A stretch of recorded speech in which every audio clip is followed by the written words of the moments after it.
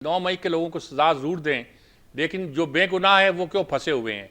और हवाला दिया उन्होंने कि बेनज़ीर की शहादत के मौके पे बड़े हंगामे हुए थे, बड़ी तोड़ फोड़ हुई थी, लेकिन सबको मालूम था कि आखिर में उसका नतीजा क्या निकला, उसको समझाया गया। और आपकी पार्टी के आपके लीडर ने कहा कि पाकिस्तान खपे, और फिर सूरत हाल बदल गई। तो अब क्या इस ये तो अजीबोगरीब सूरत हाल में फंसे हुए हम, किधर जाएं? देखिए, आपने सवाल किए, न जाने उसने पता नहीं कहाँ कहाँ से टोटे टोटे मिला के उससे जवाब देने की कोशिश की है। ये बेनज़ीर की शहादत को 9 मई से मिला रहा है। वो एक अवामी गुस्सा था, और वो गुस्सा कोर हेड क्वार्टर नहीं था, वो शोधा के यादगार नहीं थे, वो शोधा के जहाज नहीं थे, वो कोर कमांडर की वर्दी नहीं थी।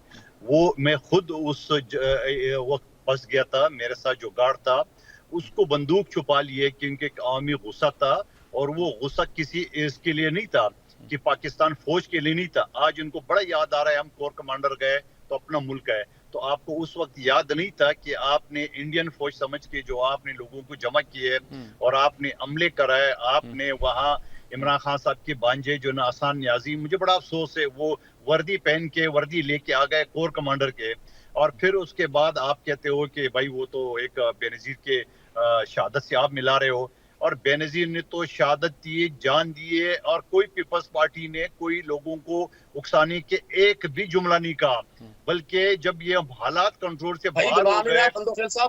और मैंने एग्जांपल दी है, मुझे बोलने मिलाया दे, नहीं है, मैंने मुझे पब्लिक बोलने दे, सेंटीमेंट की आपने एग्जांपल दी तकरीर है, कर लिए, मैंने अपनी बारी मिलाया पे नहीं है। बोले। आप अपनी तकरीर खत्म कर रहे हैं, अपनी बारी पे बोले। चले अपनी चले चले बारी उनको कर बात लिए, करने दें।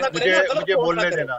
झूठ ना बोले टीवी चैनल पे बैठ के, आप चले दोबारा आपकी बारी आएगी, आप बता दिया। दीजिएगा। ये मैंने कहा एग्जांपल झूठ देने तो की कोशिश आपकी की है। बुनियादी हुकूक है जो आप कर रहे हो, आपकी पार्टी का फाशी के सारी चीजें आपकी अपनी बुनियादी हुकूक है, और हमसे ना जोड़े। आप बेनज़ीर की शहादत को एक भी जुमला मुझे पीपल्स पार्टी का किसी रहनुमा का दिखा दे जिसने कहा जलाओ गिराओ करो। आपने तो लोगों को बुलाया, आपने तो बार बार तकारीर करके GHQ, core commander house Lahore, core commander Peshawar, ये आपके सारे वीडियो ऑडियो सब चीज मौजूद है। और फिर आप कहते हैं हर यास्मीन राशिद ने कहा जाओ जाओ। आपने हजारों लोग कोर कमांडर हाउस पे जमा कर दिए, और फिर आपकी एक तकरीर से जान छूट जाएगी कि हमने कहा वापस चले जाओ। और इससे पहले जो आपके तकारीर थे, वीडियो थे कि आइए सब मिलके हिसाब करेंगे, उसको कौन करेगा।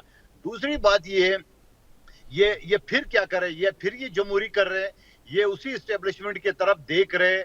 उनको आज भी एम्पायर की उंगली की तलाश है। और मैं आपको ये भी बता दूं, बिल्कुल साबिर शाह साहब ने कहा इनकी बात चल रही है मगर ये नाकाम होंगे, ये जलील और रिस्वा होंगे। और मुझे अफसोस है उन कारकुनों को जो जेलों में बंद है, जो उनकी जहन साजी, इनकी तखरीबकारी, इनकी दहशत गर्दी जो लोगों को जहन में उकसाया उसकी वजह से बंद है। जिनके माँ बाप, हफीजुल्लाह नियाजी एक सीनियर तजनिगार है, वो जिस तरह रो रहा था अपने बेटे की, हालांकि उसकी मुखालिफ है इमरान खान साहब की सियासत से, मगर उसके बेटे को तो बलि चढ़ा दिए। ऐसे नौजवान ने कितनी बेटियां, कितने बेटे को बलि चढ़ा दिए। आज ये फिर इक्तदार हासिल करने के लिए फिर गेट नंबर 4 की तरफ जा रहा है। भाई आपको अगर सियासी पार्टी है, जमहूरी पार्टी है, आप सियासी लोगों से बात करें। ठीक मौलाना बात। फजल रहमान को क्या क्या गालियां नहीं दिए, उनके पांव पड़े, उनकी बेनिफिशियरी भी आप है। सियासी जमातों को बात करनी चाहिए, बजाय इसके कि हमें फिर आप ही गेट ले नंबर गए। 4 की तरफ देखना उसके चाहिए। बाद महमूद खान अचकजई को कितना आपने गलीज अल्फाज से नवाजा, आज आपने एहतियात को उसको सरबरा बनाया। आपका कोई उसूल है, कोई आपके कोई कोई क्या कहते हैं, कोई उसूल जी है, कोई ठीक, मतलब खैर कानून साहब है, आपकी कोई बात आपके बिल्कुल आ गई, अखलाकियात क्लियर आ है गई। क्या? आसिफ जरदारी साहब के बारे में मुझे राय पाई जाती है कि मुफाहमत की सियासत के वो बादशाह हैं। क्या ये सारे बड़े लीडर अगर इकट्ठे हो जाएं, नवाज शरीफ भी, आसिफ जरदारी भी, तो क्या ये कायल कर सकेंगे बानी PTI को किसी मुज़ाकरात के लिए, सियासी मुज़ाकरात के लिए मेरा मतलब है, और बात आगे बढ़ सकेगी? मीर साहब, 2018 का इलेक्शन आपके सामने है, जहां RTS सिस्टम बिठा के इनको पाकिस्तान के सर पे बिठाया है। और उस वक्त भी बिलावल भुट्टो जरदारी साहब ने कहा इमरान खान कदम बढ़ाम तुम्हारे साथ है। शहबाज शरीफ साहब ने कहा आइए मिसा की मईशत पे बात करें। तो जवाब में क्या कहा, ये तो चोर है, डाकू, इनसे मैं क्या बात करूंगा।